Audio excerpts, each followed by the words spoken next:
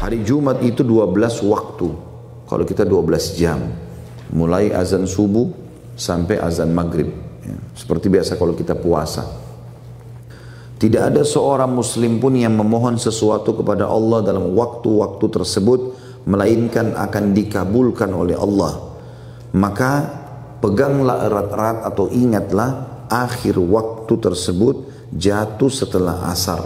Makna yang lain juga dikatakan adalah bahwasanya yang dimaksud 12 waktu itu, dan ini lebih baik kita pilih pendapatnya, 12 waktu itu adalah mulai terbit matahari pagi sampai terbenam matahari, gitu ya. 12 waktu, karena kata Nabi SAW, 12 waktu ini tidak ada seorang muslim pun berdoa kecuali akan diterima. Itu makna lain hadisnya, jangan luputkan habis asar sampai terbenam matahari. Artinya jangan sampai terbenam matahari sementara kalian tidak berdoa. Walaupun Ibnu Qayyim rahimahullah mengatakan ini pendapat yang paling banyak dipegangi oleh generasi salaf, dan juga banyak sekali hadis yang menyebutkan bahwasanya Jumat itu habis asar mustajab. Tentu Bapak Ibu sekalian, kita sebagai seorang muslim, ini pendapat para ulama, jangan menyia-nyiakan semua waktu ini. Setiap saat kita berdoa kepada Allah. Yang penting hari Jumat, bahagialah, gembiralah, berdoalah. Mulai dari subuh sampai terbenam matahari. Ya, karena ini semua waktu-waktu mustajab. Di antara kesalahan yang sering terjadi adalah masuk ke tempat-tempat ibadah non-muslim tanpa ada kemaslahatan yang sekedar bersenang-senang, untuk foto-foto, untuk meramaikan, untuk lihat-lihat. Maka ini telah diingatkan oleh para ulama, diingatkan oleh para ulama, ya.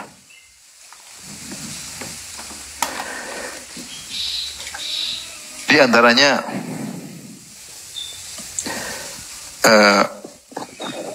Allah Subhanahu wa taala, ya, berfirman dalam Al-Quran, walladzina la yashhaduna az-zura, dan orang-orang ketika Allah memuji para ibadur rahman, yaitu hamba-hamba Allah yang masuk surga. Di akhir surat Al-Furqan Allah sebut tentang para hamba-hamba Allah yang masuk surga. Allah mengatakan walladzina la yashhaduna az-zura, yaitu orang-orang yang tidak menyaksikan az-zur. Sebagian salaf menafsirkan az-zur adalah a'yadul kuffar, yaitu hari-hari keagamaan orang kafir, ya, kegiatan-kegiatan ibadah mereka, ya. Maka di antaranya kata para ulama seperti seorang mendatangi tempat-tempat ibadah mereka. Ini dilarang. Bahkan diriwayatkan dalam Al-Baihaqi bahwasanya Umar bin Khattab radhiyallahu anhu melarang untuk masuk di kanais, di gereja-gereja, apalagi di situ ada orang-orang musyrikin atau Nasara yang sedang beribadah. Kata Umar, khawatir Allah menurunkan kemurkaannya, ya, karena mereka sedang berbuat syirik kepada Allah Subhanahu wa taala. Mereka sedang berbuat syirik. Maka ketika kita mendatangi kuil-kuil atau tempat-tempat ibadah non muslim, maka ini banyak hal yang kesalahan yang bisa kita lakukan. Yang pertama, taksirus sawat, yaitu kita seakan-akan menyetujui hal tersebut. Karena kita datang di sana dalam rangka senang-senang, kemudian foto-foto, kemudian kita pamer-pamerkan, kita seakan melariskan bahwasanya ini kuil yang bagus, ini tempat ibadah yang indah, ya.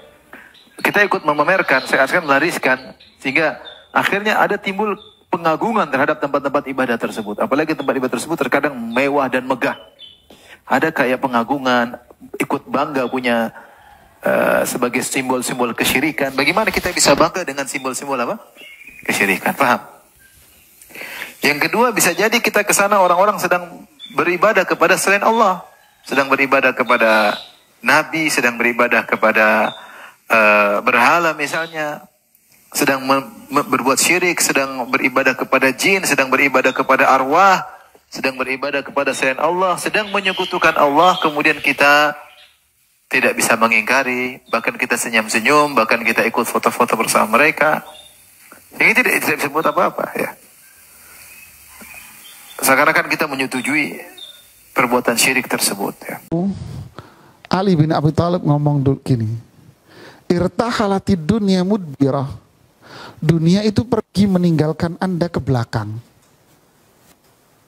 Sedangkan akhirat dari depan. Bayangin loh. Artinya apa? Kamu dihina loh sama dunia. Dulu kamu digaet luar biasa. Last minute mundur dia ke belakang. Dunia gaet kita, last minute mundur ke belakang. Akhirat yang datang. Fakunu min abna'il akhirah wala takunu min abna'id dunya. Jadilah kamu menjadi anak-anak akhirat dan jangan menjadi anak-anaknya dunia. Fal yauma amalun wala hisab. Hari ini, saat ini, kita sekarang ini waktu beramal, bukan waktu untuk dihisab. Wa ghadan hisabun wala amal. Besok itu hisab, sudah tidak ada lagi amal. Apa hukum mengucapkan selamat ulang tahun dan mendoakan istri dan suami di hari ulang tahun lahir meski tidak mengadakan perayaan? Ya sama aja gitu. Sama aja. Jadi lupakan tuh tanggal kelahiran kita. Kalau kita ingat terus, dan sekarang ini usaha untuk mengadakan ulang tahun itu semua sarana. Sampai ada Facebook pun ya. Iya, itu mengingatkan. Temanmu fulan ulang tahun, kau ulang tahun, diingatkan itu. Dan itu usaha bagaimana kita menjadi ekornya barat. Benar-benar ikut di barat itu. Jangan tinggalkan itu. Kita nggak perlu ingat ulang tahun kita, karena memang tidak ada keutamaan untuk hari kelahiran kita. Nggak ada. Wallahu a'lam bishawab. Jadi nggak usahlah kita mengucapkan ulang tahun kepada selamat ulang tahun kepada istri kita, atau ada ulang tahun kelahiran. Tambah tuh. Dulu nggak ada ulang tahun kelahiran.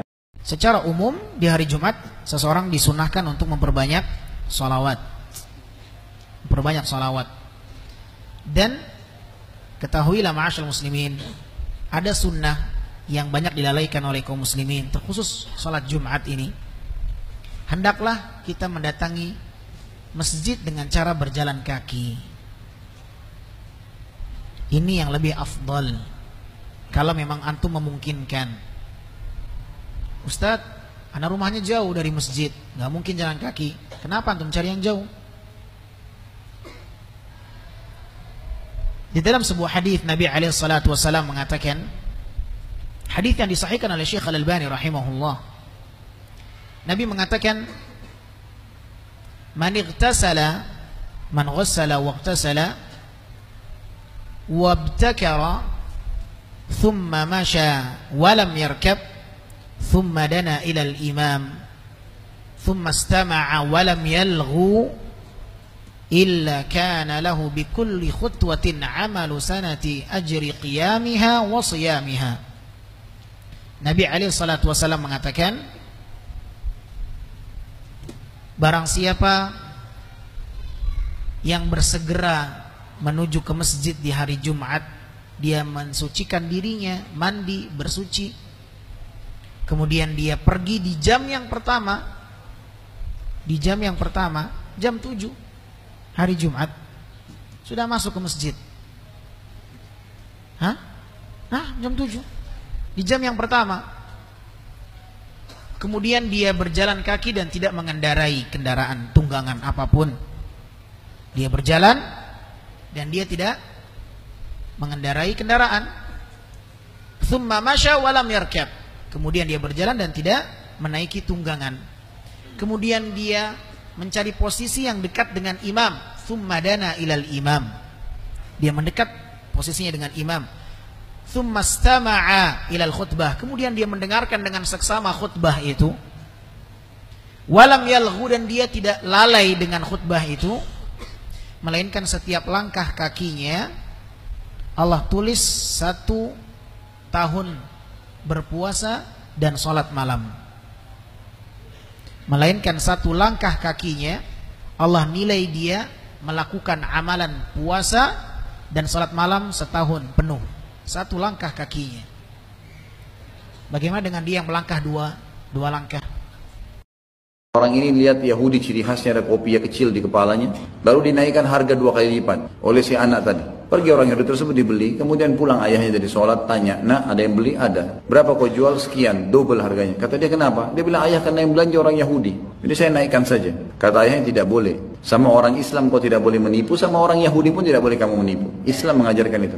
Kembalikan uangnya. Dikembalikan setengah, si ayah mengejar Yahudi tersebut, ternyata sudah jauh jalan. Pada saat dekat, kata si ayah anak tadi, hai Yahudi sebentar, kau kan yang belanja di toko saya tadi, dilayani oleh anak saya, cirinya begini. Dia bilang iya. Harga yang kamu beli sekian? Dia bilang iya. Sebenarnya anak saya karena lihat kau Yahudi didobelkan, harganya cuma sekian, ini uang kau saya kembalikan. Si Yahudi itu tanya, dia bilang kau kejar saya dari sana sampai sini hanya mengembalikan uang saya? Kata si Muslim, iya.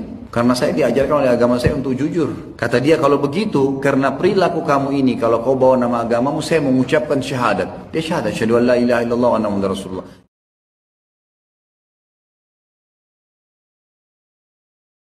Di surga itu ada 100 tingkatan.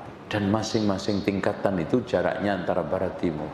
Makanya Masya Allah, kenapa kita itu bersikeras minta sama Allah Firdaus? Karena itu yang paling VIP. Makanya Rabi'ah bin Ka'ab al-Aslami pernah ditanya sama Rasulullah, wahai Ka'ab, kamu minta apa? Rabi'ah bin Ka'ab al-Aslami, ya Rasulullah, saya cuma minta nanti bisa nemani Rasulullah di surga. Apa enggak ada yang lain, wahai Rabi'ah? Enggak ya Rasulullah, itu saja permintaan saya. Rasulullah mengatakan, a'inni ala nafsika bikasratis sujud, bantu aku untuk merealisasikan itu dengan memperbanyak apa? Sujud. Tidak boleh ketika khotib sedang berkhutbah kemudian digeserkan infak, ya, digeserkan dari ujung sampai ke belakang. Karena apa? Kewajibannya bagi kaum muslimin saat itu adalah mendengar khotib. Kita kalau negur ke orang sebelah saja, negur untuk diam, ini merupakan kesalahan dan bisa jadi Jumat kita tidak mendapatkan pahala. Ya, DKM siapapun yang bertanggung jawab di masjid-masjid kita kaum muslimin, ya jangan diedarkan itu ketika sedang khutbah. Biarkan saja kotaknya taruh di pinggir-pinggir. Orang yang mau berinfak dia pasti akan ngasih di situ. Ya kan? Seperti itu. Orang yang nggak mau berinfak walaupun diedarkan dia nggak akan ngasih. Lewat aja. Lewat saja. Tapi dia akan geser, itu mengganggu. Ya, nah, itu. Jadi harus diperbaiki. Jangan digeserkan ketika khotib sedang yakni berkhutbah. Dan ketika azan, ya, itu kalau misalkan masjid yang gede, ya, itu juga jangan karena nanti akan khotib berkhutbah itu masih jalan terus. Masih jalan terus, ya, wallahu a'lam. Dalam hadis yang sahih, Nabi kita SAW mengatakan ada 70.000 umatku yang masuk surga tanpa hisab. Kalau tanpa hisab, otomatis tanpa azab. Dan itu adalah penduduk surga yang masuk surga yang paling hebat. Penduduk surga yang masuk surga terbagi dua. Pertama, masuk surga tanpa singgah di neraka. Langsung, tak terjatuh dan tak disentuh api neraka sedikit pun. Di kelompok pertama. Adapun kelompok kedua yang masuk dulu ke dalam neraka jahanam karena Allah tidak memberikan pengampunan kepadanya dan dibalasi oleh Allah tabaraka wa taala dosa dan maksiatnya dengan adab sebagaimana yang Allah telah sampaikan kepada kita di permukaan bumi melalui Al-Quran dan sunnah Nabi SAW. Namun sampai suatu batas waktu dia diangkat dari neraka dan dimasukkan ke dalam surga. Jadi dua kelompok manusia yang masuk surga. Dan yang masuk surga tanpa singgah di neraka pun terbagi dua. Yang pertama dihisab, tidak diadab, dan yang kedua hisab tidak, apalagi diadab. Dan ini penduduk surga yang paling tinggi derajatnya di surga Allah tabaraka wa taala, yang masuk surga tanpa hisab. Para sahabat bertanya, siapa mereka ya Rasulullah? Rasulullah SAW mengatakan, mereka adalah orang-orang yang tidak minta diruqyah dan juga tidak melakukan pengobatan kai, penyembuhan dengan besi panas ditempelkan di kulit, dan mereka juga tidak melakukan tatoyur, merasa sial atas sebuah kejadian, dan kepada Rabb mereka bertawakal. Para ulama mengatakan ada 70.000 orang dan mereka adalah orang-orang yang benar-benar tauhidnya kepada Allah luar biasa hebat. Bismillah, bagaimana hukum pengobatan dengan tenaga dalam? Adik saya diurut oleh yang mengobati, katanya memakai tenaga dalam. Maka jawabannya, ya, para ikhwan yang dirahmati oleh Allah Subhanahu wa taala, apabila yang dimaksud, apa dulu yang dimaksud dengan tenaga dalam? Itu harus dudukan dulu. Jangan menghukumi sesuatu dengan al-alfaz al-mujmalah. Lafaz-lafaz yang mujmal, global, umum. Yang belum ada lafaz tersebut di dalam syariat Islam. Apa dulu yang Anda maksudkan dengan tenaga dalam? Kalau seandainya tenaga dalam tersebut adalah seseorang berolahraga, kemudian dia mempunyai kebiasaan dengan olahraga tersebut, akhirnya dia terbiasa, maka pada saat itu mengobatinya adalah tidak mengapa. Tetapi Tidak dikenal tenaga dalam kecuali dengan meminta bantuan kepada jin. Ya. Kecuali meminta bantuan kepada jin. Maka ini diharamkan dalam agama Islam. Dan para ikhwan yang dirahmati oleh Allah, tenaga dalam, ilmu kebal, kalau seandainya itu baik, niscaya akan dimiliki oleh siapa? Rasulullah sallallahu alaihi wasallam. Apalagi ilmu kebal, makan beling. Enggak ada kerjaan ini, makan beling, makan paku. Ya. Apa hebatnya orang bisa makan beling? Apa hebatnya coba? Saya bertanya, dari sisi agama, apa hebatnya orang bisa makan beling, makan paku? Apa hebatnya? Ada dalil yang menunjukkan dia adalah keistimewaan? Ada dalil yang menunjukkan bahwasanya orang kebal istimewa? Nah, jangankan manusia biasa, Nabi Muhammad sallallahu alaihi wasallam, Khalilullah, Sayyidu waladi Adam. Ya, Sayyidu waladi Adam. Tadi saya nonton sebuah video kajian menarik subhanallah tentang kedudukan Nabi Muhammad sallallahu alaihi wasallam. Nabi Musa alaihissalam kalimullah. Orang yang Rasul ulul azmi yang langsung berbicara dengan Allah, tapi di bumi. Nabi kita Muhammad sallallahu alaihi wasallam kalimullah di atas langit. Sallallahu alaihi wa ala alihi wasallam. Khalilullah, Sayyidu waladi Adam. Pemimpin anak Adam. Sayyidul mursalin wal muttaqin. Tetapi ya, kusirat rubaiyatuh. Sujja ra'suh. Ketika peperangan Uhud, kepala beliau pecah. Kemudian rubaiyah beliau patah.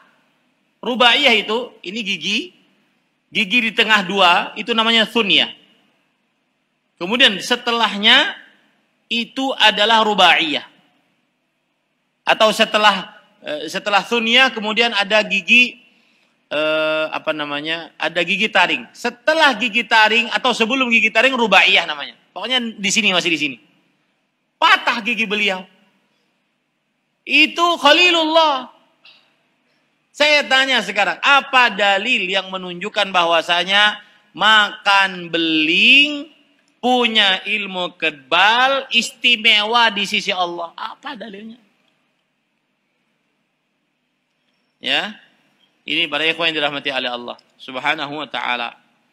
Maka tadi kita katakan, apa dulu tenaga dalam yang Anda maksud?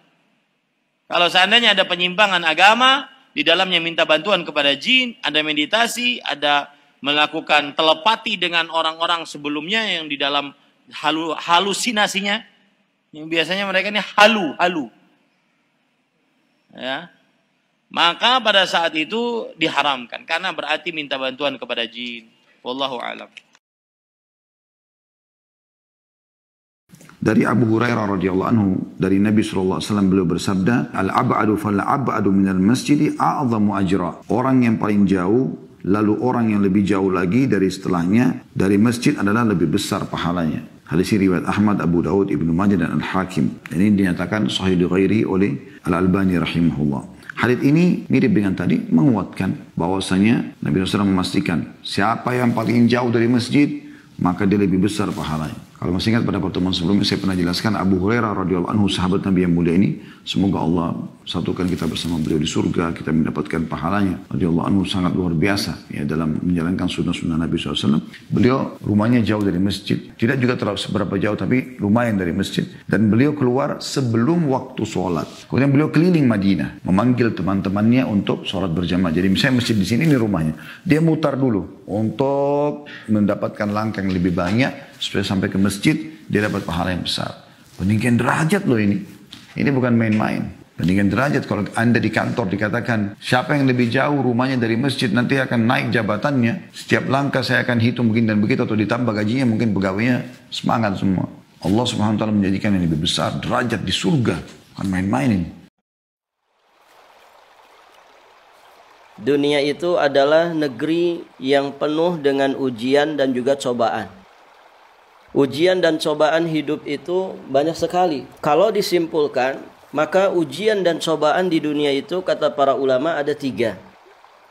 Yang pertama, ujian berupa kenikmatan atau segala sesuatu yang serba enak dalam hidup ini. Yang kedua, ujian keburukan atau segala sesuatu yang serba tidak enak dalam hidup ini. Dua ujian ini disebutkan oleh Allah Subhanahu wa taala di antaranya di surat Al-A'raf ayat 168. Wa balawnahum bil hasanati was sayyiat la'allahum yarji'un. Dan kami uji mereka dengan nikmat yang baik-baik dan dengan bencana yang buruk-buruk, agar mereka itu kembali kepada Allah, kembali kepada kebenaran. Di surat Al-Anbiya ayat 35 Allah Subhanahu wa taala juga menjelaskan, wa nabluukum bisyarri wal khairi fitnah wa ilaina turja'un. Kami akan menguji kalian dengan keburukan dan kebaikan sebagai cobaan yang sebenar-benarnya, dan hanya kepada kamilah kalian akan dikembalikan. Dua ayat ini sangat jelas menyebutkan tentang dua macam ujian. Ujian berupa kebaikan dan ujian berupa keburukan. Hikmah dari itu semua, Allah Subhanahu wa taala menginginkan kita kembali kepadanya, kembali kepada jalannya, kembali kepada kebenaran, kembali kepada Allah Azza wa Jalla. Kemudian yang ketiga, ujian berupa perintah dan larangan. Allah Subhanahu wa taala berfirman di surat Al-Mulk ayat yang kedua, Alladzi khalaqal mauta wal hayata liyabluwakum ayyukum ahsanu amala. Allah yang telah menciptakan kematian dan kehidupan. Untuk apa? Untuk menguji kalian, siapa di antara kalian yang paling ahsan amalnya. Al-Imam Al-Baghawi, beliau menyebutkan tentang ayat ini di dalam kitabnya Ma'alimut Tanzil. Kata beliau, liyabluwakum, untuk menguji kalian. Maksudnya kita akan diuji dalam rentang waktu semenjak kita hidup sampai matinya kita. Ayyukum ahsanu amala. Siapa di antara kalian yang paling ahsan amalnya? Disebutkan kata beliau, maksudnya adalah yang paling jauh dari keharaman, kemudian yang paling bersegera di dalam ketaatan. Kita dapati manusia punya potensi untuk lupa dengan nikmat-nikmat Allah Subhanahu wa taala. Allah Subhanahu wa taala berfirman, "Innal insana li rabbih lakanud." Sungguhnya manusia itu lakanud, berkeluh kesah tentang Rabbnya. Kata Hasan Al-Basri rahimahullahu taala, yaitu yadhkuru al-masaib wa yansa ni'am. Selalu ingat-ingat musibah yang menimpanya dan dia lupa dengan nikmat-nikmat yang banyak yang telah Allah berikan kepadanya. Itulah sifat-sifat manusia. Lupa dengan nikmat-nikmat Allah berikan kepadanya. Karena terlalu sering Allah berikan nikmat.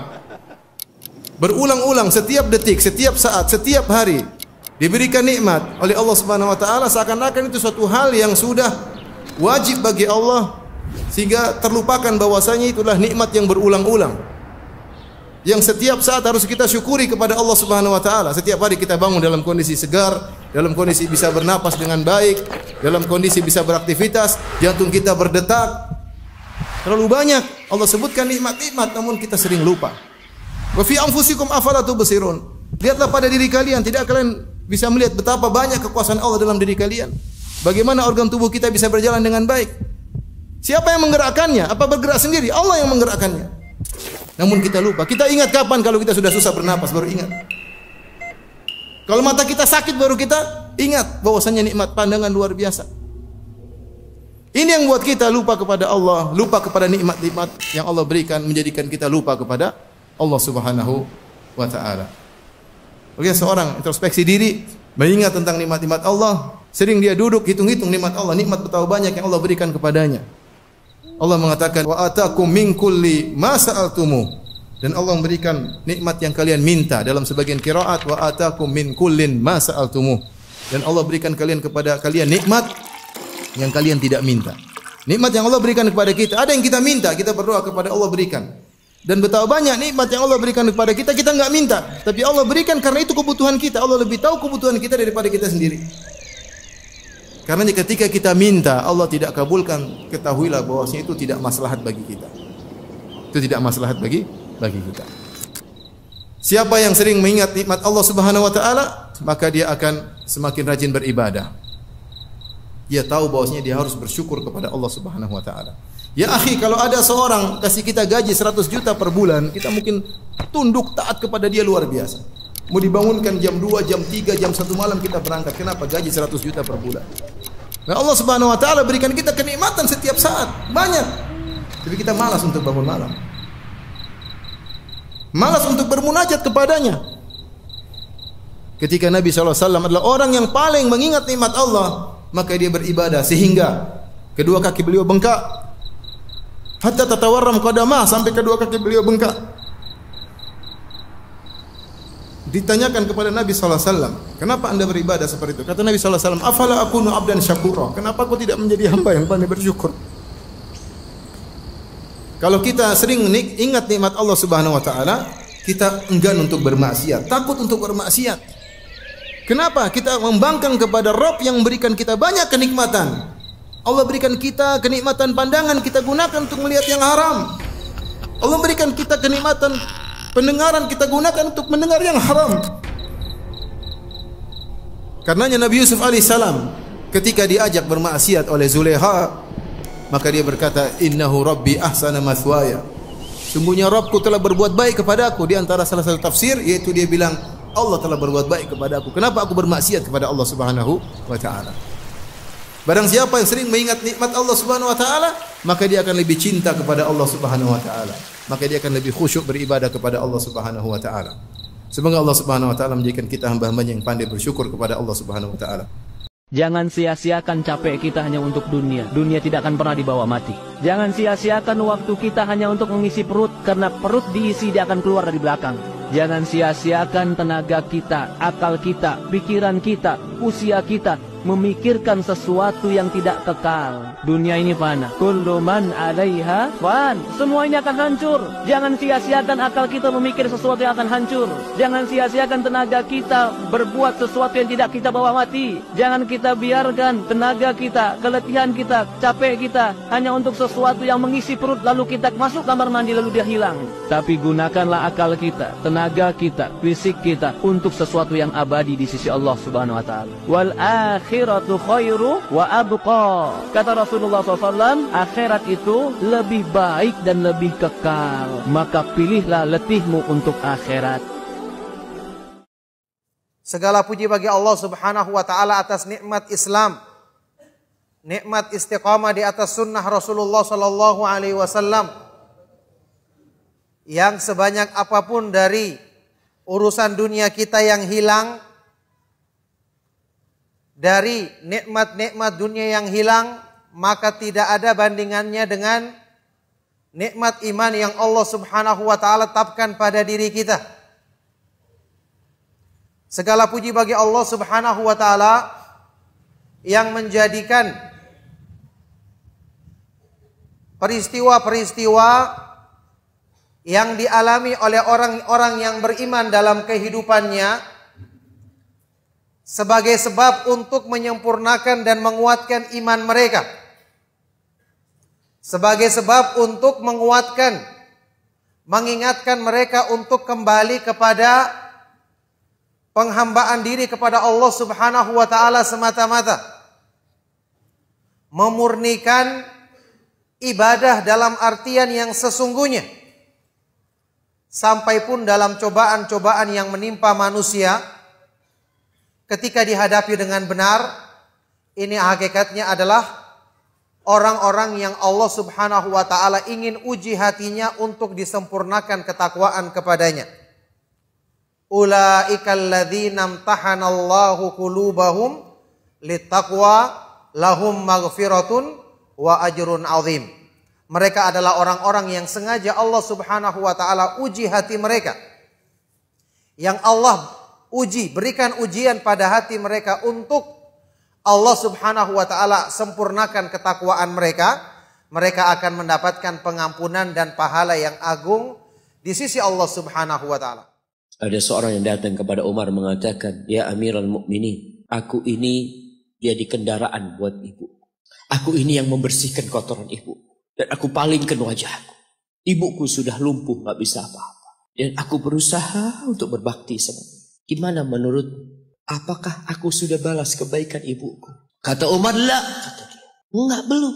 Ya Amirul Mukminin, bukankah aku sekarang ini telah berbuat kepada ibuku seperti ibuku berbuat kepadaku waktu aku kecil? Artinya sama pekerjaannya sekarang ini. Aku yang menyuapin ibuku, aku yang membersihkan ibuku, yang mengantarkan dia ke kamar mandi. Semua yang pernah dilakukan ibuku, kira-kira sudah aku lakukan semua sekarang. Kata Umar, enggak sama. Kata dia. Ibumu waktu merawatmu ketika engkau kecil, ibumu berharap engkau bisa hidup. Sedangkan engkau sekarang merawat ibumu ketika sudah tua sakit-sakitan, engkau berharap ibumu mati. Suaminya mau bakti sama ibunya, cemberut. Dosa dia. Gimana caranya? Hukum syar'i tidak bisa diubah. Ini bukan hukum rimba. Hukum Allah pencipta langit dan bumi. Laki-laki tetap wajib bakti sama orang tuanya sampai dia mati. Dianya mati. Kalau orang tuanya mati atau hidup tetap wajib dia bakti. Tidak boleh istri menjadi penghalang suaminya untuk ketemu ibunya, bakti, ngantarin makanan, ziarah kuburnya kalau mati. Nggak boleh, haram. Dia harus dukung. Banyak istri bangkang dalam poin ini sampai seorang anak berani bangkang dengan orang tuanya. Bahkan saya tahu ada kejadian di Jakarta karena istrinya nggak suka. Tadinya dia belikan rumah ibunya di sebelah rumahnya, dipindahin ibunya. Durhaka sama orang tua. Sampai ulama mengatakan kalau ada seorang anak laki-laki menikah, kemudian dia biarkan ibunya duduk di belakang, istrinya di depan, dia durhaka itu. Itu namanya, durhaka. Kecuali ibunya yang minta, tidak boleh. Dan ini wanita harus paham nih, nggak bisa. Kalau wanita seperti ini diceraikan, halal dalam agama Islam. Dia menjadi penyebab si anak putus dengan orang tuanya, halal diceraikan. Jangan meremehkan salat. Yang kasih kaki itu Allah. Yang kasih tangan engkau bisa menggerakkan tanganmu itu Allah. Yang memberikan kedua mata kepadamu sehingga engkau bisa memandang dan melihat itu Allah. Bukan bosmu, bukan perusahaanmu, bukan orang tuamu, tapi Allah yang kasih. Tapi realitanya kita lebih taat sama atasan kita lebih taat dengan bos kita, yang dia nggak ngasih apa-apa sama kita kecuali gaji. Wallah, kalau semua gaji yang engkau dapatkan selama engkau hidup ditukar dengan nikmat mata, tak cukup.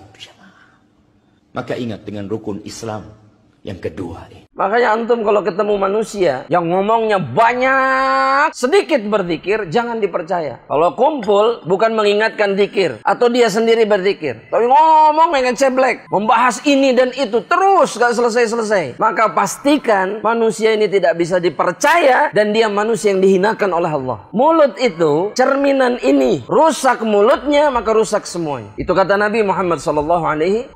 Dan kita berada di zaman di mana orang yang banyak bicara itu lebih disukai daripada orang yang diam. Ngomong atuh, ngomong-ngomong. Ya begitu kan? Padahal yang disukai dalam syariat ini adalah yang sedikit bicara, kecuali dalam perkara yang baik. Dengan kata lain, dalam agama ini nggak usah banyak omong. Jadi kalau ketemu orang-orang yang ngomong saja, semua dibahas, semua orang dibahas, semua keluarga dibahas. Ada manusia kayak gitu tuh ada. Dia tahu urusan semua orang yang dia kenal. Ini manusia yang buruk dan jangan dipercaya. Karena mulutnya adalah cerminan hatinya. Amalan ringan penghantar ke surga. Jalan menuju surga memang dipenuhi onak dan duri. Akan tetapi, sesungguhnya ada banyak amalan-amalan yang mudah untuk dilakukan.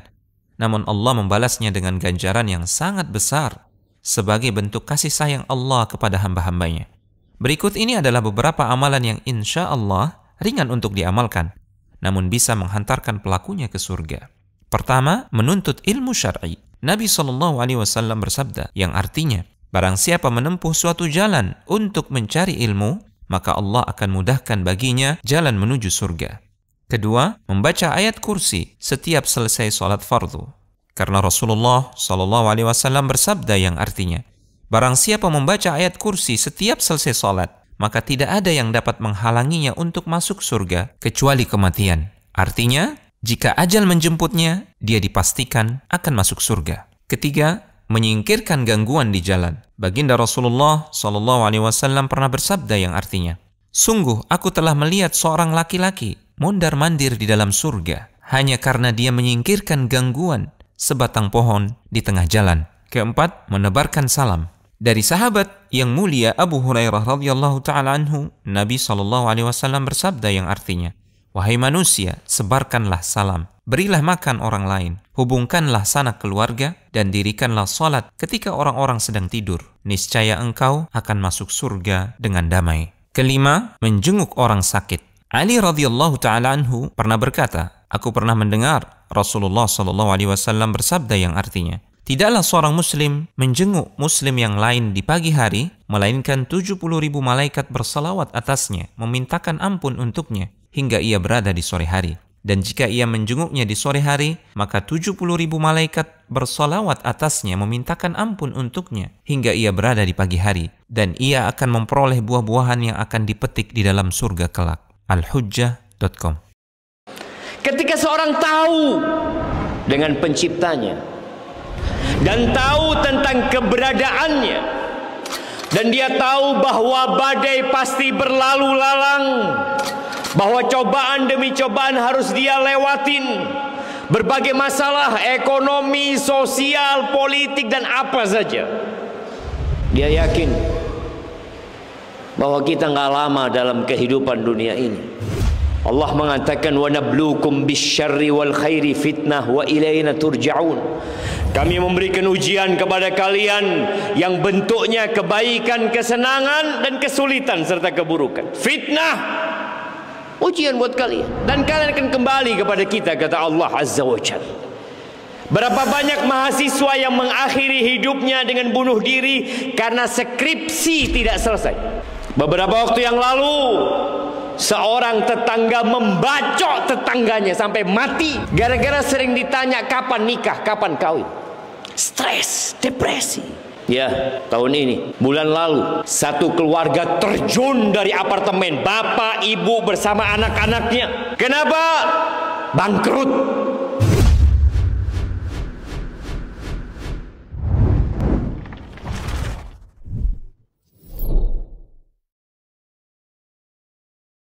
Inilah tips agar selalu bahagia. Konon ada seorang syekh yang hidupnya sederhana namun dia selalu ceria dan bahagia setiap hari. Dia menceritakan rahasianya. Kata dia, saat aku punya sedikit kelebihan dirham, aku berkata kepada si fakir yang membutuhkan, besok datang ya ke rumah, siapa tahu ada 1 atau 2 dirham yang aku bisa berikan kepadamu. Dia tampak begitu bahagia. Saat keesokan harinya dia datang, aku berikan sekantong dirham untuknya. Kemudian aku mengatakan, alhamdulillah ini bisa lebih dari 2 dirham. Dan wajah bahagianya melebihi kebahagiaan dia sebelumnya. Dia mungkin menyangka isi kantong itu hanya 3-5 dirham saja. Namun saat dia membukanya di rumah, dia mendapatinya berisi 10 dirham. Dia terkejut gembira, sujud syukur penuh bahagia. Dengan demikian aku telah memasukkan 3 kali kebahagiaan ke dalam hatinya. Untuk setiap kebahagiaan yang dia rasakan, Allah Subhanahu wa taala memberikan manisnya kebahagiaan ke dalam hatiku. Rasulullah SAW bersabda, "Wa ahabbul a'mali ila Allah taala sururun tudkhiluhu ala muslimin." Dan amal yang paling dicintai oleh Allah Subhanahu wa taala adalah kebahagiaan yang engkau masukkan ke dalam hati seorang muslim. Kesimpulannya teman-teman, semakin banyak engkau membahagiakan hamba-hamba Allah yang lain, semakin banyak pula kebahagiaan yang Allah berikan untukmu. Nasihat kami kepada orang-orang yang sedang terlilit daripada hutang dan juga judi online. Cicil hutang dengan menjual aset. Cicil hutang dengan menjual aset. Berhenti pinjaman online. Banyak orang sekarang gali lubang, tutup lubang. Ini tidak akan pernah selesai. Stop gali lubang dan ikhtiar kepada Allah. Bukankah Rasulullah SAW sendiri yang mengatakan, "Man akhadha amwalan nas yuridu ada'aha ada'allahu an." Siapa yang meminjam uang dari orang lain, dia berniat untuk melunasinya, maka Allah akan bantu pelunasannya. Maka jangan pernah risau kalau ternyata kita berikhtiar Allah tidak akan bantu. Tidak, Allah akan bantu Anda. Jika niat Anda jujur untuk melunasi hutang Anda, Allah akan bantu pelunasan Anda. Dan kami mendapati ada orang-orang yang terlilit hutang, jatuh bangun dari hutangnya, mampu melunasi hutangnya atas izin Allah, meskipun secara bertahun-tahun bertahap, tapi dia punya komitmen untuk melunasi hutangnya secara bertahun-tahun. Allah akan mudahkan. Wa man akhadha amwalan nas yuridu itlafaha atlafahu Allah. Siapa yang meminjam harta dari manusia tujuannya untuk menghancurkannya, yakni tidak membayarnya, maka Allah akan hancurkan dan binasakan hartanya. Maka dimulai dari komitmen kita untuk menyicil hutang kita dengan menjual aset dan juga bekerja secara giat dan bertawakal secara sempurna. Inilah perpaduan daripada hal yang menjadikan kita bisa terlunasi hutangnya oleh Allah Ta'ala.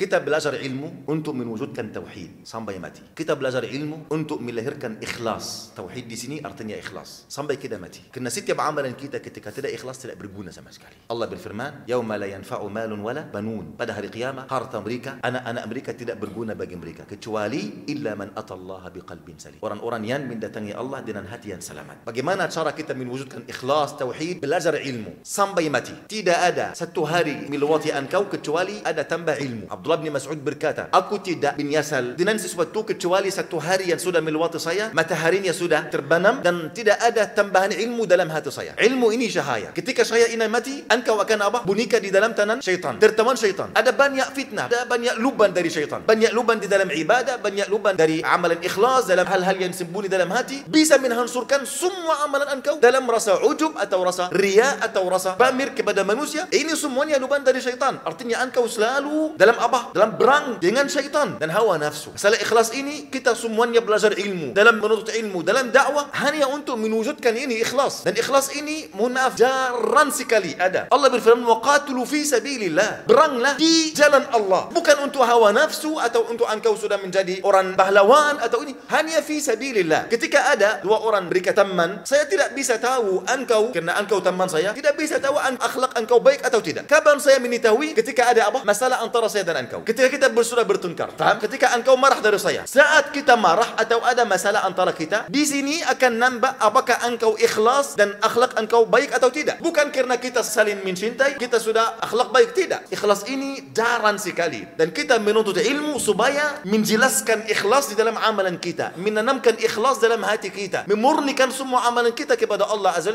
saja. Masa depan itu misteri yang kita nggak tahu. Hanya saja Nabi menyuruh kita untuk segera beramal. Jangan ngaji doang. Ada ngaji diamalin. Sebagian kita 10 tahun ngaji, dapat musibah, dikit futur. Allah itu akan turunkan ujian. Masalahnya sebagian kita ngaji tapi tidak mengamalkan. Duduk di kajian. Masya Allah, bagus.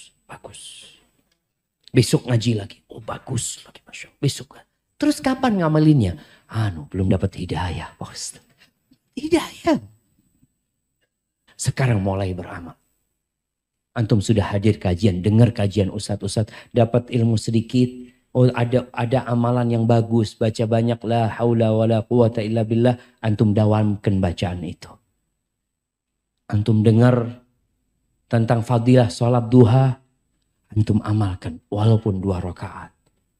Ana belum bisa sholat malam Ustaz, ya udah witirlah sebelum tidur. Witirlah 3 rakaat witir sebelum tidur. Dawamkan hal itu. Lama-kelamaan bisa bertambah. Tapi kalau antum menunda-nunda, lama-kelamaan hati kita jadi keras. Jemaah. Karena ilmunya sudah punya kita. Bagaimana hukumnya 4 bulanan, 7 bulanan saat hamil? Bagaimana sikap kita jika kita menolak tapi orang tua tetap ingin mengadakan acara 4 bulanan, 7 bulanan? Acara 4 bulanan, 7 bulanan dalam adat istiadat Jawa disebut dengan mitoni, ya. Ini termasuk acara yang tidak boleh. Acara tidak boleh. Kenapa? Karena tidak ada manfaatnya 7 bulanan itu. Apalagi tujuannya mendoakan selamat supaya janin persalinan lancar. Doa bagian ibadah. Doa bagian ibadah. Ketika kita mengadakan acara-acara semacam itu, maka berarti kita membuat-buat cara ibadah yang baru. Bagaimana sikap kita sama orang tua? Sikap menolaknya bagaimana? Karena orang tua pengen tetap ada 7 bulanan. Sampaikan pada orang tua baik-baik, Bu, doakan saja. Doakan, cukup, tidak usah mengundang orang banyak. Nanti kita akan syukuran 7 hari setelah melahirkan. Bukan 7 bulanan, tapi 7 hari setelah kelahiran. Kita akan syukuran. Bikin acara apa namanya? Akekah. Itulah yang sunnah dari Nabi. Jadi kita tawarkan, saya menolak, tidak setuju 7 bulanan, tapi Bu tenang saja. Kalau sudah lahir, hari ke-7 kita undang tetangga-tetangga, kalau perlu satu kampung. Ya, asalkan kuat saja ngundangnya. Nah ini. Jadi kita berikan gantinya yang sunnah, yaitu hari ke-7.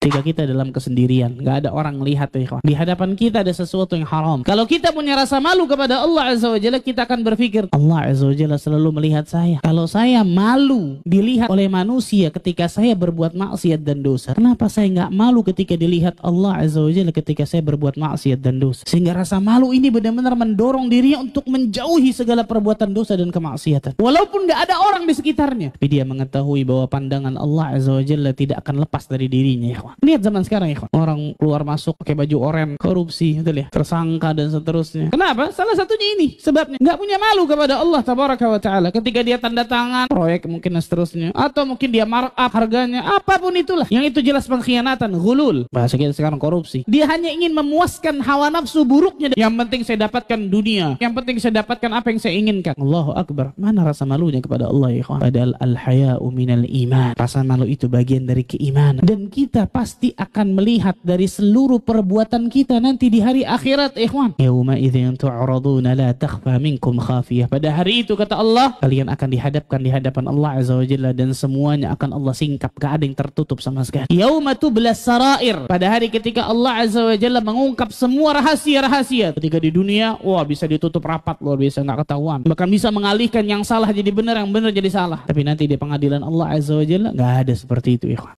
Bagaimana cara konsisten menyikapi masalah menjaga mata yang setiap hari melihat aurat wanita?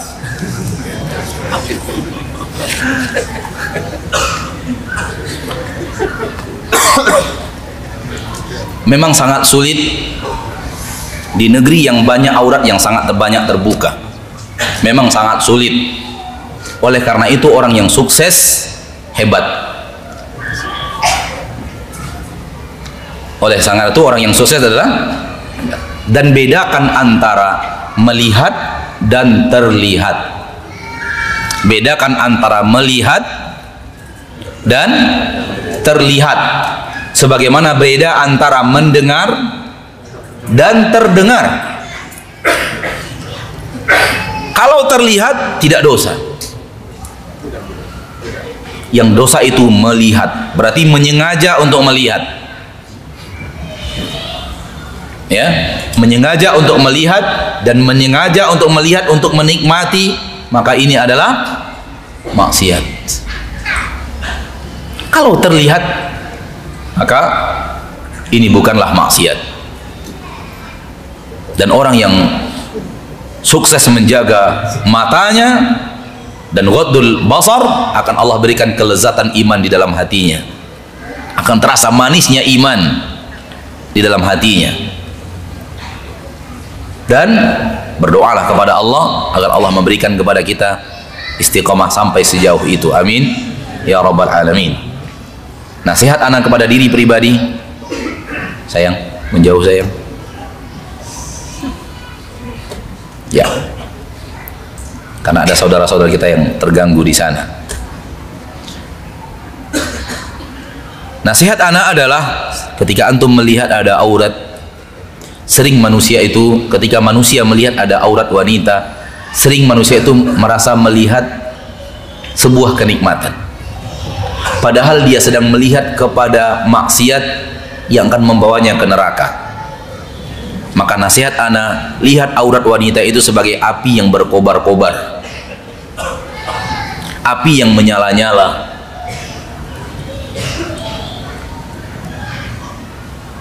Hadirkan di dalam hati antum bahwa aurat wanita yang nafsu ingin untuk melihatnya itu adalah kobaran api.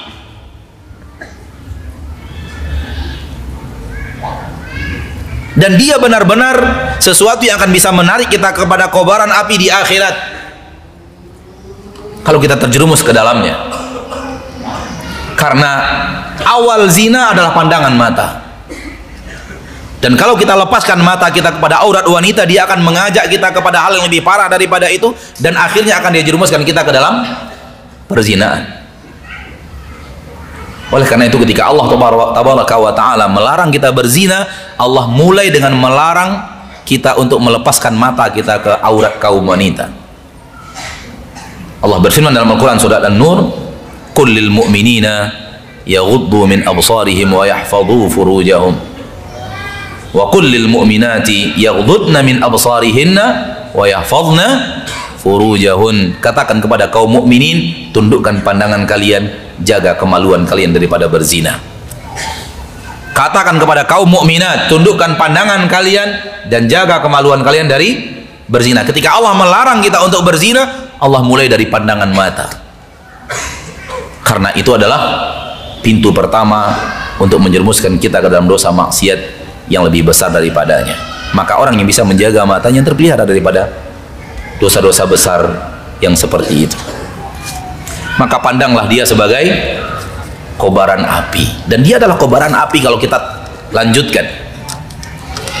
Nah, salah satu di antara keyakinan yang ditanamkan oleh Allah dalam Al-Quran, dan itu menjadi bagian dari kaidah dalam Al-Quran, bahwa musibah apapun yang kita alami, baik berupa penyakit, musibah dalam masalah ekonomi, maupun musibah yang lainnya, sebabnya adalah maksiat yang kita lakukan. Allah Subhanahu wa taala berfirman di surat Asy-Syura ayat 30, "Wa ma asabakum min musibatin fabima kasabat aydikum wa ya'fu an katsir." Tidak ada musibah apapun yang menimpa kalian, fabima kasabat aydikum, kecuali disebabkan karena perbuatan maksiat yang kalian lakukan, wa ya'fu an katsir, dan Allah banyak memaafkan. Artinya banyak sekali musibah yang tidak Allah wujudkan dalam bentuk hukuman di dunia. Ada yang Allah maafkan, ada yang Allah simpan sampai akhirat.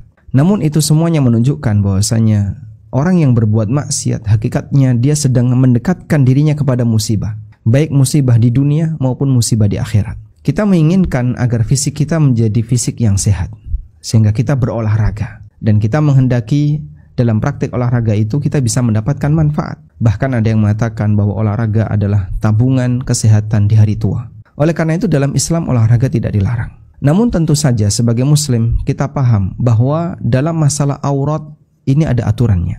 Dan salah satu di antara aturan aurat adalah tidak boleh menampakkan aurat dan tidak boleh menampakkan lekuk tubuh yang itu merupakan bagian dari aurat. Sehingga seorang wanita misalnya dia menggunakan pakaian yang ketat saat dia berolahraga, atau lelaki yang dia menggunakan celana yang ketat ketika berolahraga sehingga sampai menampakkan tonjolan-tonjolan yang ada dalam badannya, semua itu bagian dari bentuk pelanggaran dalam masalah aturan dalam menutup aurat. Dan pelanggaran ini bisa menjadi sebab dan pemicu munculnya musibah. Artinya ada orang yang menghendaki hidupnya nyaman, hidupnya sehat, fisiknya baik, tapi dalam kondisi yang sama dia mendekati pada sebab yang mendatangkan musibah bagi dia. Bisa jadi musibahnya dalam bentuk kecelakaan, dalam bentuk penyakit-penyakit yang mendadak yang tidak dia sadari. Maka imbangi antara kesehatan fisik, upaya untuk menuju kesehatan fisik dengan upaya untuk melakukan kesehatan batin. Berhasilnya dakwah itu bukan banyaknya orang yang hadir, ribuan orang penuh di masjid. Itu bukan tingkat keberhasilan dakwah.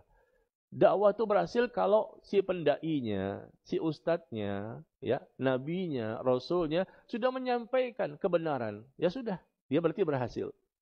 Masalah nanti ada orang yang berubah, tidak berubah, bukan urusan kita, urusan Allah. Dia datang dengan 5 poin tadi, ilmu, lemah lembut, kemudian dia sabar, dia ikhlas dan mendoakan jamaahnya. Mudah-mudahan dengan sebab dia, Allah berikan hidayah kepada orang yang mendengarkannya. Ya, kalau dia sudah lakukan itu, dia pulang, dia sukses dalam dakwahnya. Itulah tingkat kesuksesan. Kenapa? Ada nabi-nabi yang dibangkitkan nanti pada hari kiamat, cuma 5 pengikut, 3 pengikut, 2, 1. Ada nabi yang nggak punya pengikut sama sekali. Bayangkan, nabi lo levelnya, bukan Ustadz Blok M Square. Nabi ini yang dibangkitkan pada hari kiamat cuma 3 pengikutnya, berpuluh-puluh tahun. Capek itu kan? Persyaratannya sudah terpenuhi semua, 5-5-nya itu. Dan mereka orang bertakwa pasti. Tapi pengikutnya cuma 5, 3, 2, 1, bahkan nggak punya pengikut sama sekali. Apakah mereka dianggap nggak berhasil? Oh, mereka sudah berhasil, sukses dakwahnya. Karena sukses itu bukan karena banyaknya pengikut, tapi dia sudah berhasil menyampaikan dakwah sesuai dengan prosedur yang Allah perintahkan kepadanya. Masalah nanti ada orang yang ikut, nggak ada ikut, bukan urusan dia. Karena hidayah itu milik Allah. Ya. Ikhwan dan akhwat, berapa hari yang lalu tetangga saya sudah tua usianya didatangi oleh istri saya ke rumahnya Dan kita selama ini tidak tahu, dia tetangga, tapi kita nggak tahu bagaimana ibadah yang dia kerjakan. Tahukah antum, tetangga saya ini berusia 82 tahun. Udah tua belum? Udah tua dong, 82 tahun ya. Dan yang mengagetkan kita adalah anaknya bercerita kepada istri saya, pulang-pulang istri saya bercerita kepada saya. Apa itu? Ibu ini 82 tahun, sudah 15 tahun puasa Daud.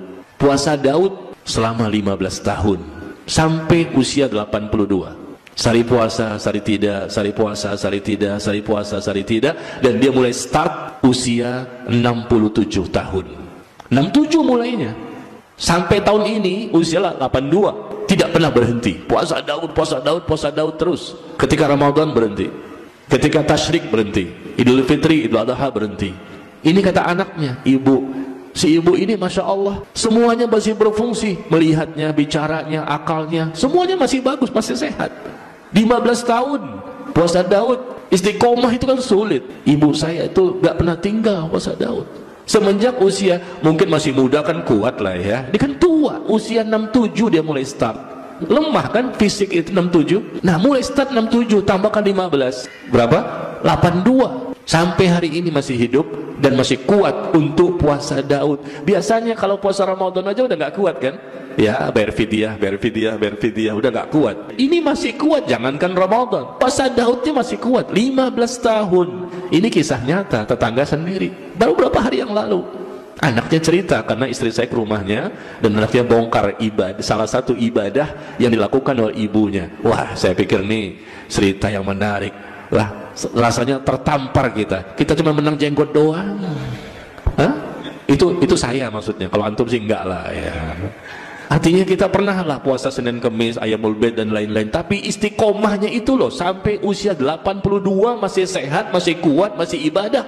Kalau kita bisa seperti ini ya, kita jangan mencontohkan yang dulu-dulu ya, Rasulullah, para sahabat, para ulama, kayaknya kejauhan lah. Kita bicara orang di zaman sekarang aja deh ya, yang bisa lebih kita termotivasi dan menjadikan kita malu, langsung kecil, mengkerut. Aduh, apa yang mau kita banggakan?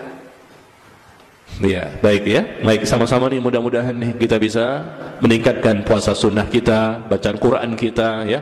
Dan juga ibadah-ibadah yang lain tentunya. Karena semua itu tentunya bisa menjadikan manfaat ya ketika nanti kita dipanggil oleh Allah. Ada dua buah hadis saudaraku seiman di hari Jumat ini dijamin diterima doa. Yang pertama riwayat Imam Muslim. Kata baginda Nabi SAW, hari Jumat pasti diterima doa seorang muslim, dan kejarlah waktu itu pada saat imam atau khatib sedang duduk di khutbah kedua sampai diiqamahkan sholat. Beranjak daripada hadis riwayat Muslim ini, semua dai-dai kita dan para ulama kita yang sudah faham pasti mereka berdoa di khutbah kedua karena ini waktu mustajab doa. Yang kedua riwayat Nasai yang berbunyi kata baginda Nabi SAW, Jumat 12 waktu di mana tidak ada seorang muslim berdoa pasti diterima oleh Allah dari subuh sampai terbenam matahari. Ini hari yang mulia. Lalu kata Nabi SAW, dan kejarlah waktu-waktu itu selepas asar. Maka jangan kita sia-siakan dua waktu yang mulia ini. Mari kita hadirkan hati dan pikiran kita berdoa kepada Sang Pencipta Allah. Semoga Ia menerima apa yang kita. Apakah akhwat memakai pelembab di wajah dan body lotion di tangan dan kaki, kemudian berwudu, apakah sah wudunya? Tergantung bahannya. Kalau terkena air itu menyerap air dan air itu sampai ke kulit, nggak apa-apa, boleh. Tapi kalau itu adalah menahan air, jadi air wudu itu tidak mengenai kulit karena tertahan oleh lotion tadi, maka tidak boleh. Salat yang 5 waktu itu dikerjakan secara berjamaah, hukumnya wajib untuk kita yang laki-laki. Allah Jalla wa Ala menyatakan di dalam Al-Quranul Karim, Innama ya'muru masajidallah man amana billahi wal yawmil akhir. Sesungguhnya yang sanggup untuk memakmurkan masjidnya Allah Jalla wa Ala adalah mereka yang beriman kepada Allah dan hari kiamat. Nah, kita yang salat berjamaah di masjid, itu adalah ciri khas orang yang beriman kepada Allah dan beriman kepada hari kiamat. Allah mengatakan juga dalam Al-Quran, di antara dalam surah Al-Baqarah, Aqimus shalah wa atuz zakah wa ka'u ma'ar raqiib. Laksanakanlah salat tunaikan zakat, dan rukulah bersama orang yang ruku. Di situ menunjukkan bahwasannya salat berjamaah apa? Hukumnya wajib bagi kita yang laki-laki ini. Dan itu dikuatkan dengan banyak dalil, di antaranya dari hadis Abu Hurairah radhiyallahu anhu, hadis yang dikeluarkan oleh Al-Imam Al-Bukhari Muslim. Ada seorang sahabat Nabi, seorang yang buta, namanya Abdullah ibnu Ummi Maktum. Beliau datang kepada Nabi SAW meminta izin agar diizinkan untuk salat di rumah saja, dikarenakan kondisi beliau buta dan alasan yang lain. Salah satu alasannya adalah, wahai Rasulullah, tidak ada orang yang menuntunku untuk datang ke masjid. Izinkanlah aku ya Rasulullah untuk salat di rumah saja. Dalam riwayat yang lain disebutkan, dari rumah Abdullah ibnu Ummi Maktum ke Masjid An-Nabawi, jalan yang dilewati jalan yang penuh dengan rintangan, jalan yang penuh dengan gangguan-gangguan. Ada duri, ada kerikil-kerikil tajam, dan gangguan-gangguan yang lainnya. Subhanallah, tadinya Nabi kita Muhammad SAW memberikan rukhsah dan keringanan buat Abdullah ibnu Ummi Maktum untuk salat di rumahnya. Ketika berpaling dari Nabi untuk meninggalkan Rasulullah, Rasulullah memanggil lagi Abdullah ibnu Maktum. Wahai Abdullah, kemari lagi antum. Naam ya Rasulullah, ada apa? Aku ada satu pertanyaan. Oh silahkan, kata Abdullah. Pertanyaanku adalah, apakah engkau mendengar suara adzan? Apakah antum paham waktu salat wajib atau salat fardu? Ya, aku dengar suara adzan. Aku dengar undangan Allah Jalla wa'ala. Dan aku paham dan sangat mengerti waktu salat telah hadir. Faqala Rasulullah, kalau begitu datangi masjid, salat 5 waktu berjamaah di masjid. Allahu Akbar. Itu seorang yang buta. Diwajibkan oleh Nabi SAW untuk salat apa? Berjamaah di masjid. Apalagi kita yang bisa melihat. Bapak-bapak, antum sudah tua. Mau apa lagi? Ngapain salat di rumah? Berjamaah di masjid. Salat berjamaah di masjid. Salat di rumah, benar, ada pahalanya. 1. Tapi sekaligus juga 1 dosa yang antum dapatkan. Dikenakan meninggalkan salat berjamaah di masjid. Dan pahalanya besar. Bayangkan kita katakan, kalau kita salat berjamaah 27. Kalau kita di rumah sendirian cuma 1. Allahu Akbar.